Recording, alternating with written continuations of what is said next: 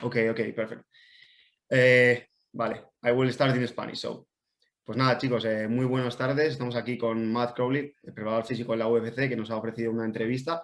Espero que estéis eternamente agradecidos como yo. Creo que es una oportunidad tremenda y vamos a aprender juntos lo máximo posible. So, here we are. Matt, thank you for the opportunity. And well, I would like to start introducing yourself a little bit. Who are you? How your journey in strength and conditioning have been? And how did you end working in the UFC PI? Sure. Well, thank you for having me. And just a quick background on myself. My name is Matt Crawley, and I am a strength and conditioning coordinator with the UFC Performance Institute. I'm going on my third year here, and just a little more background about where I've come from. So my last position, I served as the head strength conditioning coach for a private facility in Buffalo, New York, where I worked with hockey, the junior Sabres hockey teams. So youth hockey, 16, 18, 20-year-olds, some of the best in the state that would compete across the United States in travel hockey. And then I also worked with Canisius College Division I hockey. So there's only about 60 teams in the United States. So I was one of the strength coaches that was fortunate to be their head strength coach of Division I hockey. And then also the Buffalo Bandits Pro Indoor Lacrosse League. I served as their head strength coach as well. And some of my main responsibilities were to oversee program design and implementation for our whole facility, along our athletic trainers, director, and physical therapists. As far as my experience, I've had over 10 internships in strength and conditioning at the private, high school, collegiate, and professional levels. And then various positions in those sectors, personal training, strength conditioning, tactical coaching. Some of those internships include Canisius College, Buffalo State, University at Buffalo, the Buffalo Bills, professional football team. Also helped out with the NHL Combine. And then my education includes 2 masters in strength, and 1 in strength conditioning, 1 in applied nutrition, 1 in exercise science with my bachelor's. And then currently I'm going for my PhD in leadership studies with a concentration in human health performance. So that's just like a brief background of education experience and what I did in my last position. And then to kind of get to where I'm at today, fast forward, I saw the position posted on the internet. I applied through the website just as anyone else would, and competed with everyone else in the world throughout a rigorous process with no favors, just good old hard work. And here I am today. Well, quite a huge journey, quite interesting. And joining this part, I would like you to ask, how is it to be a strength and conditioning coordinator here in the UFC PI? And more or less, how many people form a team that is surrounding the athlete, and how more or less you all work together for the best for the athlete? Absolutely. The best part about working for the UFC Performance Institute is the opportunity to work with some of the best human performance practitioners in the world. We have some of the brightest minds, and they're very great specialists and experts in their disciplines. And just a background on that as well, just kind of explain, our staff consists of a high performance director who oversees all aspects of the services, our strength conditioning team, our performance nutrition team, sports medicine with physical therapy, chiropractor, athletic trainer, sports science, and sports psychology.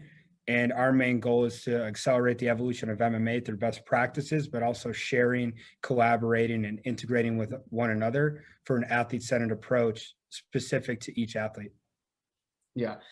And well, more or less joining this last question, for example, if an athlete gets injured, until what point is work for a surgery or whatever, or for a medical staff, and in which point does a strength conditioning coach start taking part in that recovery? That's a really good question. When an athlete's injured, they usually go through a screen.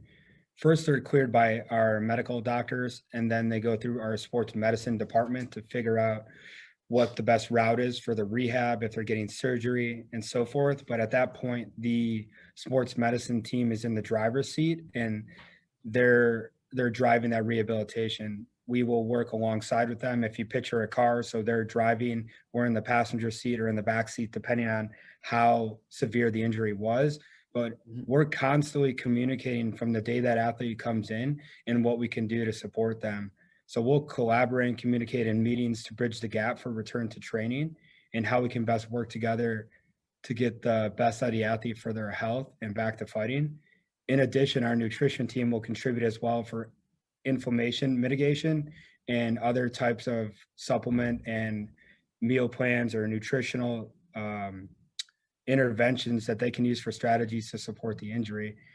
But the whole time we're all working together. It's not just one part. It's just, where do we fit in this process, in this continuum, and this circle, if that makes sense. Yeah, I fully believe having different pieces of information in every aspect of the athlete, even if it's nutrition, strength and conditioning, and medical stuff, is not. It's always going to be a good idea to mix them all and to optimize that athlete performance. So a more personal, not personal question, sorry, but a more a question related, what do you believe, or what have you been feeling with working with the best athletes of the world? Is something that shocked you, or is something interesting you discover from them? Probably I don't know, their strength, their passion. What about that? For sure. So all these athletes come from all walks of life. They have different motives. We'll see all of them want to win, right? They're obviously competitive. They're professional fighters. Some of them want to be world champions. Some of them want to be famous. Some of them fight because that's their job. They need to put food on the table for their family. And it's really fascinating to see what motivates them, right? And then obviously you're getting paid to do it, so money motivates people. But some of the interesting things that I find out about these fighters is how innate some of their abilities are and their opportunities, and how they're driven in terms of determination, or if it's by fear, or if it's by once the door closes. It's such a whirlwind of emotions that goes throughout a camp. But some of them, athlete-wise, some of them might be really good at MMA, but when we see them do some of the fundamental work, they may be lagging in some of the fundamental foundational skills, and that's where we focus on with them to really get that low-hanging fruit, to ensure that we're giving them the best foundation for general physical preparedness to compete inside and outside of the octagon, and then also compete for their event. Yeah, fantastic. And now, following probably a more specific part of the strength and conditioning part, in terms of periodization models, what do you usually use? Block periodization, concurrent periodization? What are your thoughts on that? How did it work? It really depends on the athlete. And when we go back to it, we scale it back. When an athlete first comes into us, we do a consultation, and we see what they're interested in terms of services, but also after that. So if they have goals and objectives, what are you looking for and how can we help you? And this is what we're going to do to get there. But then we'll go into our diagnostic testing, and that's where we have protocols. We have 5 strength and power tests that we'll perform, and then 3 energy system tests. And after we get those results, we're able to analyze them and find out the best route to help support that athlete throughout an off camp or an in camp or fight camp if they have a fight announced. And in terms of the periodizations, it really depends on what we think and what we've seen success with individually with our athletes and coaches, in terms of what we see the most transfer in the least amount of time, depending on how much time they have. So to add a little more detail to your question, we may do undulating periodization, we may do block, we may do linear. It really depends on the athlete and where they're from their needs analysis, in addition to understanding the acyclical nature of MMA to fill the gaps in their biomotor qualities, right? Yeah, as you told, at the end, it's all about context and understanding the athlete opportunities, or probably the parts of the day they have to use or to practice strength and conditioning. And well, more or less joining a little bit this last question, my next question is, how do you normally combine the strength and the conditioning part in your programs? Obviously, most of the part of the conditioning is going to be developed in the skills room, but we are also trying to go one step ahead or a step more, and normally using some specific protocols, I don't know, in treadmill, air bike, or whatever. How do you normally combine them? Did you do it normally the same day, different days, different hours? How do you approach that? I think it's important to understand the context like you already just talked about, and that concurrent training refers to strength training and conditioning training, or if you want to call it energy system development, bioenergetics, in the same session. And then you can detail in your biomotor quality that you're really seeking based upon the specific diagnostic testing that we've done here. For example, we'll use what's called a dynamic strength deficit that tells us between a specific number if an athlete needs to do more maximal strength training or ballistic power velocity-based work. Yeah. If that happens, we may use plyometrics, medicine ball work, weightlifting exercises such as clean, jerk, and snatch if we're more on that ballistic end, or we may go more towards the traditional area of bench, squat, deadlift, the big three, to get that more maximal strength, to get that maximal strength number up, and then transition throughout the camp. It also depends on how many days a week they're going to train with us. It also depends on their training schedule for them due to their sport demands. Their training schedules, as you know, are some of the most rigorous training schedules you'll see on the planet.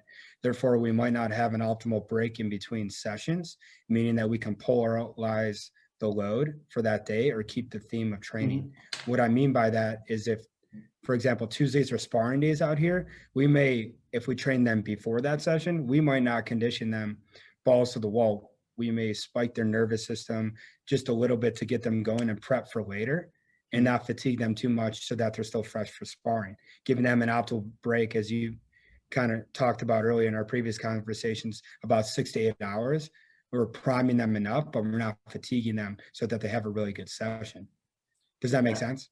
Yeah, I believe probably at the end of the day, skills rules all, and sport-specific practice rules all, and our work, in this case your work, is trying to fix that gaps in the week and to try to set up a differentiation of strength and conditioning depending on how they are working or they are peaking or whatever they are. And do you have any special method to develop or for speed development, or just a sport-specific practice? Kind of going back to your question earlier, talking about the strength and power diagnostics, that's when we would use plyometrics, jumps, if you want to get into detail, whether it's step jumps, box jumps, rotational jumps, hurdles, and then also looking at medicine ball work, whether it's linear, transverse, or we're doing any type of rotational work to work on power development. If I were to be specific throughout a camp and how I progress some athletes, they may be stationary. And then later towards the camp, we may progress to more tapering and peaking where the weights will drop, but we're working more on speed and velocity. So they're throwing less heavier balls instead of more heavy, if you will. So in other words, I have a light heavyweight that just used a 20-pound med ball 2 weeks ago, but last week, because they're fighting this week, I'm dropping the med balls down to 10 pounds so that they can throw it that much faster and give them a sense of confidence, number one, that they're able to be still quick and fast, but also powerful too. And then we're kind of peaking them so that they're in a good, sharp place to feel like they're able to perform and really maximize their potential inside the octagon. We'll also use velocity-based training, such as gym aware, and then our force plates to see where the athletes are in terms of a snapshot throughout a camp. So if it's an 8-week camp, we may test them, we always test them in the beginning to help us program and paint that picture. But throughout the camp, maybe 5 weeks out or 4 weeks out, maybe even 3 weeks, depending on if you understand strength residuals and how they work. It's so individually based. Just like we'll talk about super compensation, we want to make sure that we understand how different each athlete is, considering the stressors that they have throughout their training schedule. Yeah, okay. More or less, I hadn't set up that question in in the WhatsApp I send you. But here in Spain, and I believe in a lot of parts of the world, they are still considering old school training as probably the best way of training, or the just unique way of training. For example, doing a lot of circuits, burpees, a lot of sparring, just trying to how do I say in English? They try to every day. The athlete put all the work there. They are not scared about I cannot say in English. They just don't care about recovery of the athlete. They just believe in all the day hard work, and probably that's not the best approach. Like overtraining, yeah. burnout. Sure. How do you think about that old school methods? I think honestly, that's part of the reason I took the job here, because I understand how challenging of a sport it is. Mm-hmm. It's a decathlon of sports. You have striking, grappling, ground-based, and then you have all these different types of disciplines within MMA, but also the cultures that really influence the sport, where we're not trying to change it. We're just trying to help it evolve into where we're not always training smarter. We're training hard still when necessary to elicit the desired response, to adapt and overcome, but also be at a higher physical preparedness, but understanding where that lies throughout the continuum in a camp. Yeah. With that being said, the training hard, at some point, the athlete will start to break down, and that's where you will see overtraining, burnout, and most importantly, what we try to minimize is injury. That's what strength coach's number one goal is, besides performance, is you want to try and reduce the risk of injury. You can't always prevent it, especially in a hand-to-hand combat sport, but it's how can we educate and create awareness to the athlete and also their coaches into how we can manipulate the schedules for their best interest to get the most out of them, if that makes sense. And that starts with the training schedule and understanding the load and the stressors that these athletes are undergoing every day.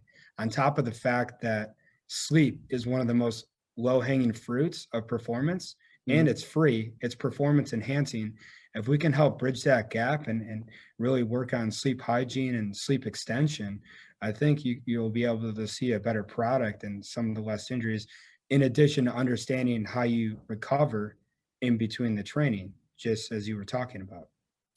Yeah, going back now for again more specific question, as we told before, what do you think there is the gap between global conditioning and quite more specific conditioning? I mean, global conditioning, I mean running, cycling, rowing, or whatever, and then specific conditioning, as I told, skills practice, I don't know, heavy back work or whatever. Where do you have that? How do you balance that in your conditioning sessions or with your athletes?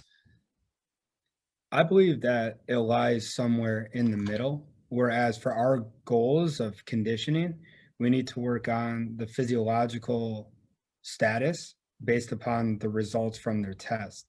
For example, in the beginning of a camp, if we know there needs to be a higher level of oxidative response and foundational work from their VO2 max, we may focus on more running and cycling to build that robustness up of the engine for the fighter.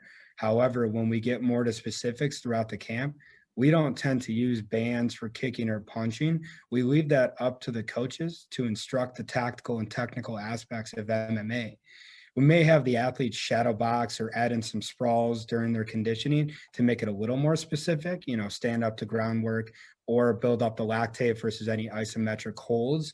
But we try to keep more of the technical aspects to the coaches because that's their wheelhouse. And that's sometimes how you may see some overuse injuries due to doing the same stuff that they're doing in MMA inside of the weight room. Our goal is to improve the overall functional state of the athlete and the general preparedness to help them peak for specific prep and then competitive when they actually fight at their event. So understanding in the continuum where we lie and just working together with the coaches and communication is key, if that makes sense. Yeah, probably about what you say about kicking and punching with bands. We have talked about that. And probably, as we have told, it's not the best idea trying to mix that that training. Just our focus or your focus, your UFC PI focus, is just to develop a strength and conditioning or strength in this case in the strength room. and then leaving all for the skill practice. Can you say a little bit more about why not using bands, or why you didn't use it, or you don't use it? Yeah, just kind of going back to what I said earlier, we leave that up to their MMA coaches. We want them to work on their tactical and technical aspects, where in terms of our influence, it's inside of the weight room specifically. You wouldn't say sports specific for MMA and then bring a barbell into the octagon and make them squat it, bench it, deadlift it, throw it, right? We wouldn't do that, expect them to do that to us. But I think there are some areas where you could see a little bit of transfer if you want to say specific prep exercises, where if we use egg weights, so lighter weights for the hands when they're shadow boxing, or any horizontal pressing work from a landmine, or an angled press from a landmine, or a jammer, or if you want to talk about horizontal force production, lower body, working on penetration steps, very low volume, maximal intensity, light resistance, but they have to be proficient at the skill. If we're slowing it down, if we're altering the mechanics and making them worse at the skill, I would say that we as strength coaches are performing a disservice to the athlete. Yeah, probably that kind of added bands and whatever it is to kicking and punching can also have, as you said,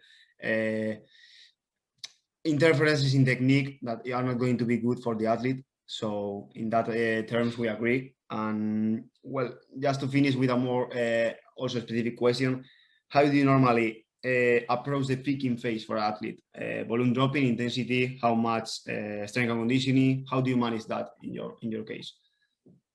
It's so independent, or it's so dependent on the athlete in how they are minimizing or decreasing their volume throughout the last week to 2 weeks. We usually look at anywhere from like a 7 to 14 day taper. Some athletes may even be a 3-week, depending on their training load. We also look at the most important areas of the camp where they have to make weight and they have to be conditioned, and then they also have to be healthy, or healthy enough to fight, because you'll get injuries and bruises, or bumps and bruises throughout the camp. With that being said, we may peak an athlete or taper an athlete out 2 weeks.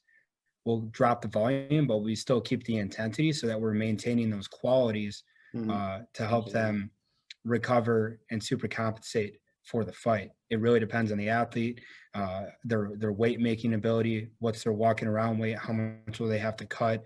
Will that be a big toll on them, or are they in good shape?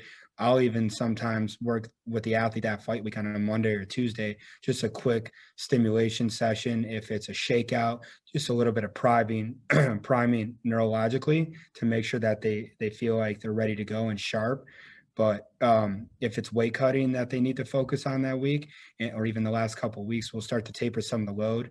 If the volume's high from the resistance training, I wouldn't say abandoning that, but we're mostly focused on specific prescribed reps to ensure that we're eliciting the specific response to mitigate any extra inflammation or hypertrophy for them to gain weight, if that makes sense. Yeah, absolutely. I agree with you there. And well, just to more or less finish the interview, I would like you to ask if you have an special, or if you have to say something for young athletes, or here in Spain, or professional athletes, about approaching the strength and conditioning coach, strength and conditioning trainings.